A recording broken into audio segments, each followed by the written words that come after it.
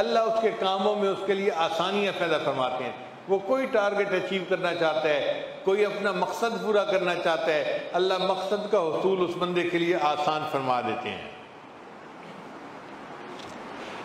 پھر اللہ تعالیٰ تقوی کی وجہ سے تنگی سے انسان کو نکال دیتے ہیں۔ ارشاد فرمایا وَمَن يَتَّقِ اللَّهَ يَجْعَل لَّهُ مَخْرَجًا، جو بندہ تقوی اختیار کرتا ہے اللہ اس کو مخرج دکھا دیتا ہے۔ اہل مدارس کے لیے اس میں بڑی خوشخبری ہے۔ ہم کئی مرتبہ پھنس جاتے ہیں، اخراجات ہوتے ہیں، وسائل نہیں ہوتے تو ہم پریشان ہوتے ہیں، تنخواہیں کہاں سے دیں گے، طلباء کے کھانے کے خرچے کیا کریں گے، فلاں کیا ہوگا اور فلاں کیا ہوگا۔ اس کا ایک ہی حل ہے، ہم تقوی اختیار کریں، اللہ تعالیٰ ہر تنگی میں سے راستہ نکال دیں گے۔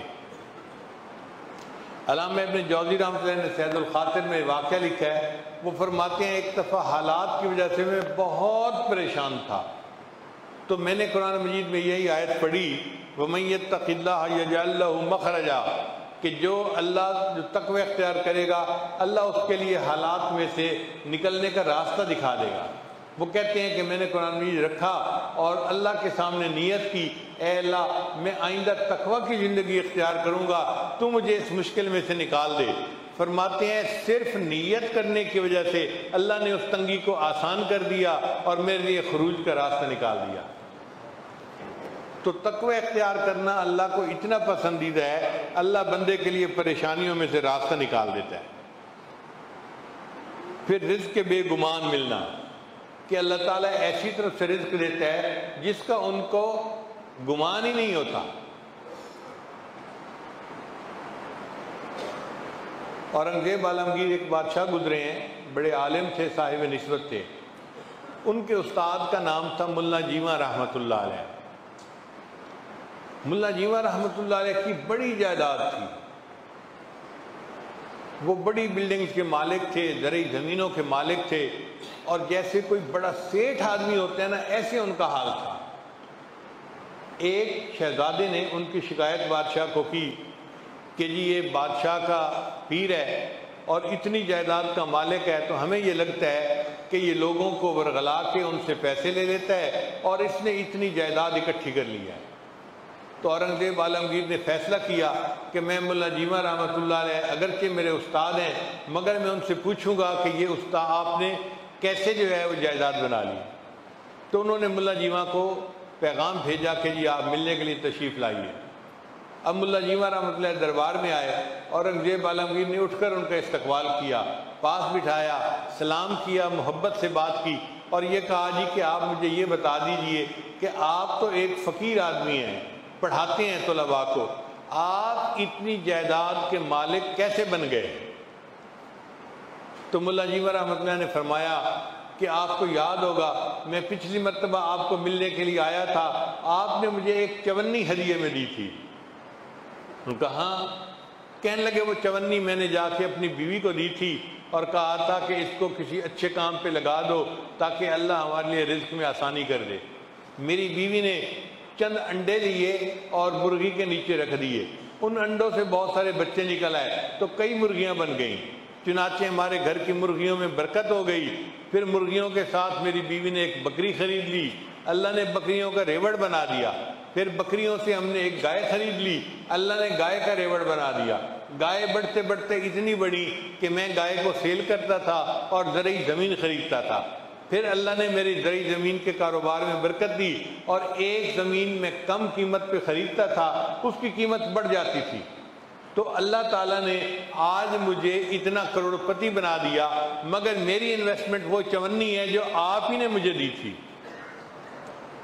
اورنگزیب عالمگیر نے کہا کہ اچھا استاد جی اب ذرا میری بات بھی سن لیجئے۔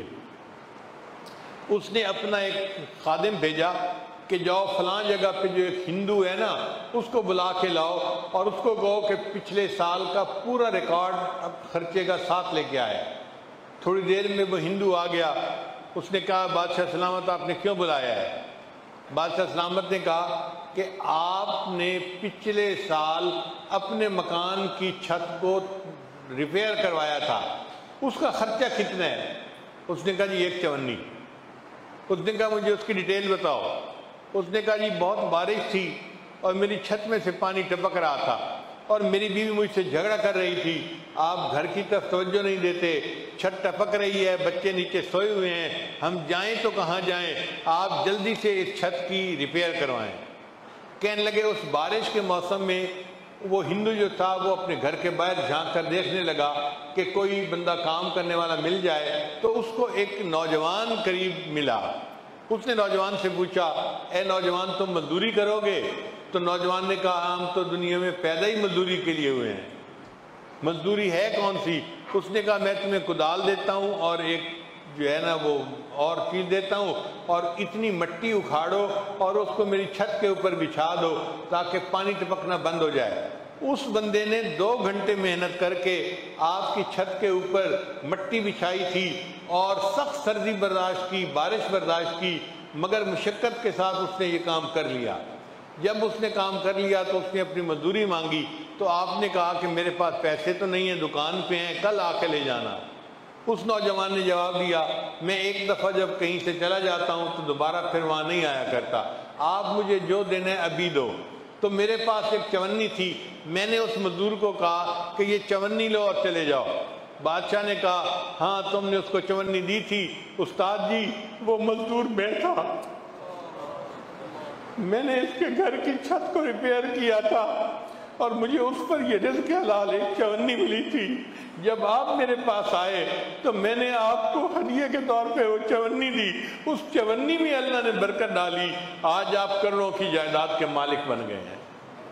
اللہ ایسی طرف سے رزق دیتا ہے جس کا بندے کو گمان ہی نہیں ہوتا۔ پھر اس تقوی کی وجہ سے اللہ تعالیٰ بندے کو عزت عطا فرماتے ہیں۔ چنانچہ اللہ فرماتے ہیں ان اکرمکم عند اللہ اتقاکم، بے شک اللہ کے نزدیک سب سے زیادہ اکرام والا وہ ہے جو متقی ہے۔ تو جو جتنا متقی ہوگا وہ اللہ کے نزدیک اتنا عزت والا ہوگا۔ نہ عربی کو فضیلت ہے عجمی پر، نہ عجمی کو فضیلت ہے عربی پر، نہ گورے کو کالے پر، نہ کالے کو گورے پر۔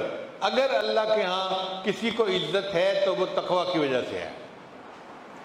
پھر اللہ تعالیٰ متقی بندے کے اعمال کو قبول کرتے ہیں۔ ارشاد فرمایا یا ایھا الذین آمنوا اتقوا اللہ، اے ایمان والو تقوی اختیار کرو، وقولوا قولا سدیدا یصلح لکم اعمالکم، اللہ تمہارے اعمال کو ٹھیک کر دیں گے، سیدھا کر دیں گے، تمہارے اعمال کو قبولیت مل جائے گی۔ تو تقوی کی وجہ سے بندے کے اعمال قبول ہوتے ہیں اور گناہوں کی اللہ تعالیٰ مغفرت فرما دیتے ہیں۔ ارشاد فرمایا وَيَغْفِرْ لَكُمْ ذُنُوبَكُمْ، اور اللہ متقی بندے کی تمام لغزشوں کو معاف فرما دیتے ہیں۔ لا الہ الا اللہ، لا الہ الا اللہ، لا الہ الا اللہ، لا الہ الا اللہ، لا الہ الا اللہ، لا الہ الا اللہ۔